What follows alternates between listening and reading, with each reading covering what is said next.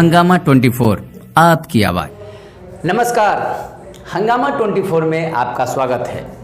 दोस्तों, आज हम आपसे वार्ता करेंगे बिहार विधानसभा चुनाव के बारे में।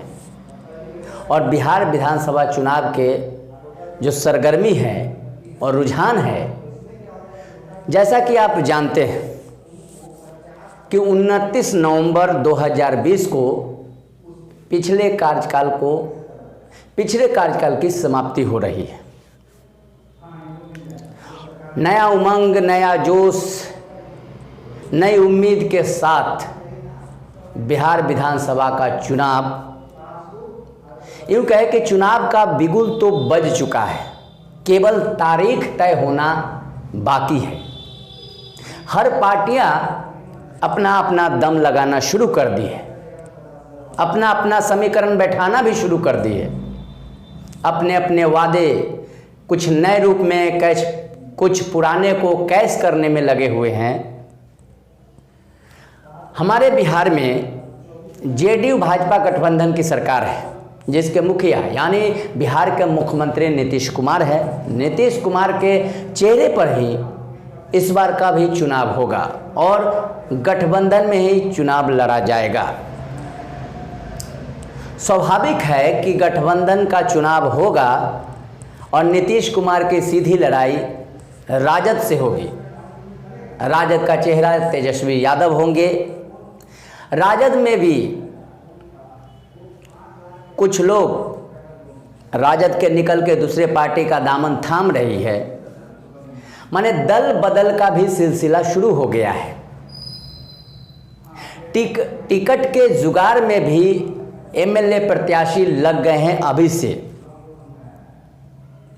हर एक विधानसभा में 5-5, 6-6, 10-10 दावेदारी हो चुकी है एमएलए के लिए। कोई डॉक्टर, कोई व्यवसायी, जो जीता हुआ प्रतिनिधि है, जो पिछले बार हारा हुआ प्रतिनिधि है, हर लोग, कुछ निर्दलीय प्रत्याशी, इन तमाम लोग एक एक विधानसभा में 10-10 लोग, 10-10 प्रत्याशी अपना जोर शोर लगा चुके हैं। नीतीश कुमार के सामने चुनौती ये है कि 15 सालों में किए गए कार्यों का अवलोकन होगा।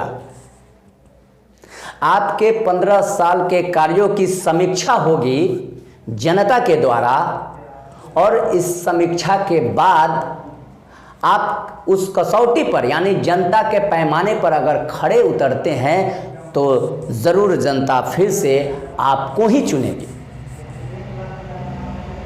और सन्नाटे में गई राजद पूरा दमखम लगा रही है इस बार बिहार विधानसभा के चुनाव के लिए। उनकी सरगर्मी भी बहुत तेज है। उनके पार्टी के नेता जगह जगह छोटी मोटी सभाएं और लोगों से मिलना, सोशल मीडिया पर प्रचार, इन तमाम हथकंडों को अपना के आगे बढ़ रही है। आरोप प्रत्यारोप का भी सिलसिला शुरू हो चुका है। और इन दो पार्टियों के बीच में आपको बता दूं कि एक नई पार्टी का भी बिहार में प्रादुर्भाव हुआ है, यानी नया पार्टी का गठन हुआ है, जिसे आप राजपा के नाम से जानते हैं। यह एक जाति विशेष को टारगेट करके तो बनाया गया है। हालांकि किसी पार्टी का जाति विशेष से कोई ज़्यादा मतलब होता नहीं है, लेकिन राजपा भी अपना दमखम लगा रही है। हर विधानसभा में अपने प्रत्याशियों का चुनाव कर रही है और हर विधानसभा से अपने पार्टी से प्रत्याशी को उतारने में लगी हुई है। राजपा भी सर्वे कर रही है, जगह जगह घूम रही है। उसके मुखिया आशुतोष कुमार अभी मुजफ्फरपुर के दौरे पर हैं, लेकिन तमाम बिहार के हर जिले में, हर विधानसभा में उनका दौरा शुरू हो गया है। जीत हार का निर्णय तो मैं नहीं बता सकता हूँ, ये जनता पर निर्भर है कि जनता किसको अपना मत देगी, जनता किस ओर जाती है, क्या मूड बनाती है, इसका तो मैं सर्वे करने नहीं बैठा हूँ। लेकिन इतना निश्चित रूप से कह सकता हूँ कि राजपा समीकरण को बनाने और बिगाड़ने का काम ज़रूर करेगी। अपनी हिस्सेदारी, एक जाति विशेष की हिस्सेदारी का दावा जरूर करेगी और इसी का ख्याल करके ये पार्टी का गठन भी हुआ है, ताकि हर पार्टी में उनकी भी हिस्सेदारी हो एक जाति विशेष का। क्योंकि चुनाव तो चलते चलते अंतिम निर्णय ऐसा मोड़ ले लेता है चुनाव कि जाति विशेष पर भी चुनाव होने लगता है और ये जाति मोह भी छूटता नहीं, क्योंकि चुनाव का एक अहम हिस्सा बन जाता है। और जाति मोह से ऊपर अभी बिहार या तमाम देश में भी बहुत लोग उठ नहीं पाए हैं।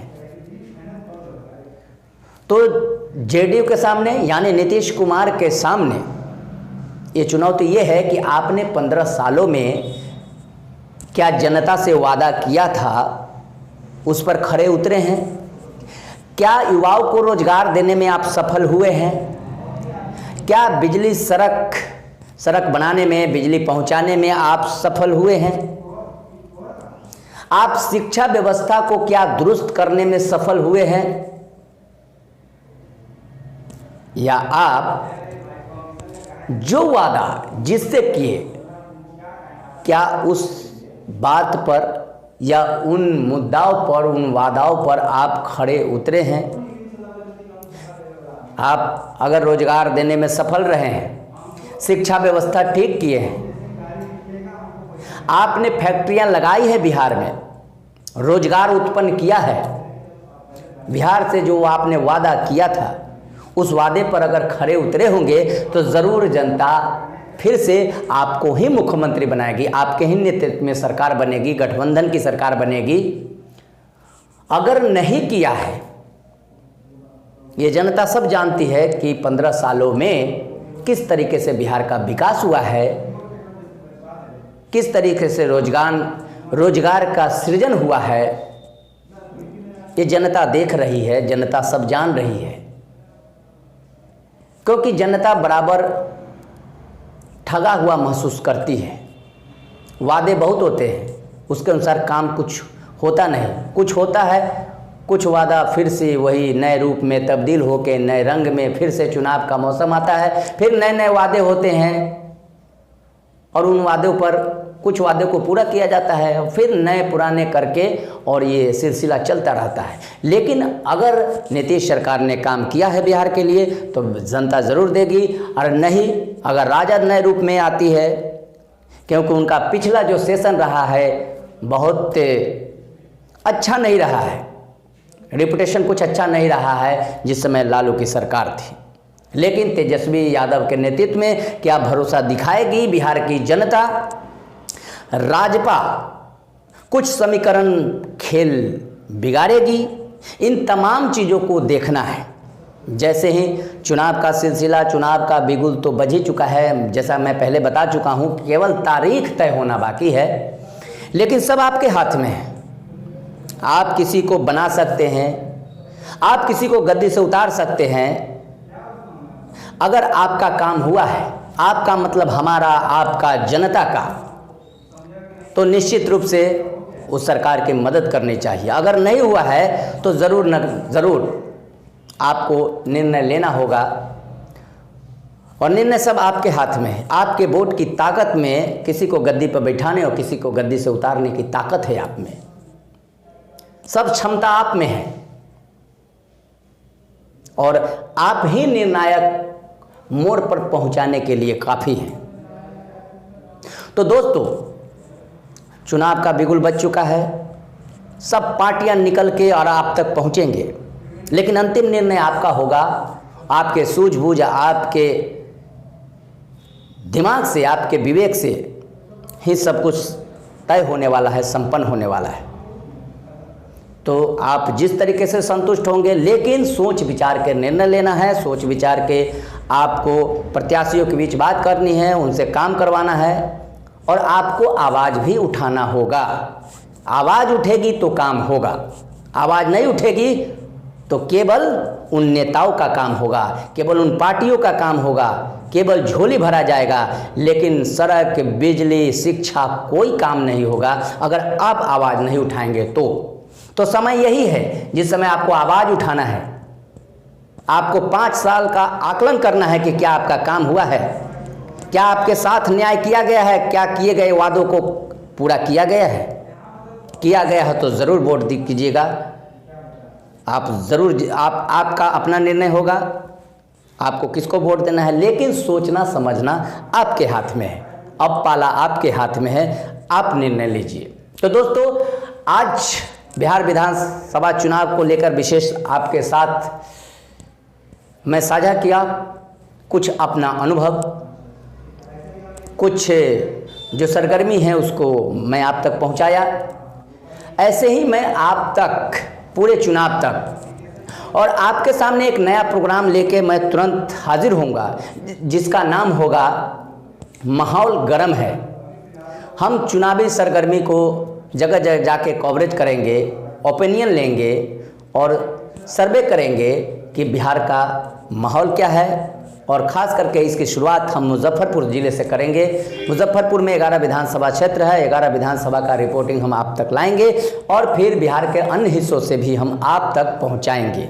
जब तक इलेक्शन है तब तक हम आप साथ में होंगे, न्यूज़ के माध्यम से, खबर के माध्यम से। तो आप बने रहिएगा हंगामा 24।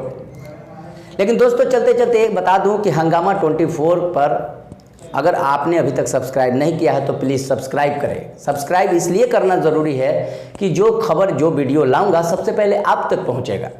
आप हमारे वीडियो को ज़्यादा से ज़्यादा शेयर करें, लाइक करें।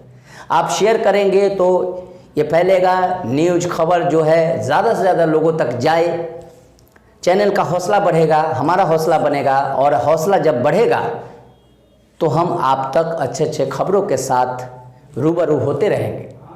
तो दोस्तों, इसी के साथ हमको इजाज़त दीजिए, फिर नए रूप में नए खबर को लेकर हम हाजिर होंगे। तब तक के लिए नमस्कार।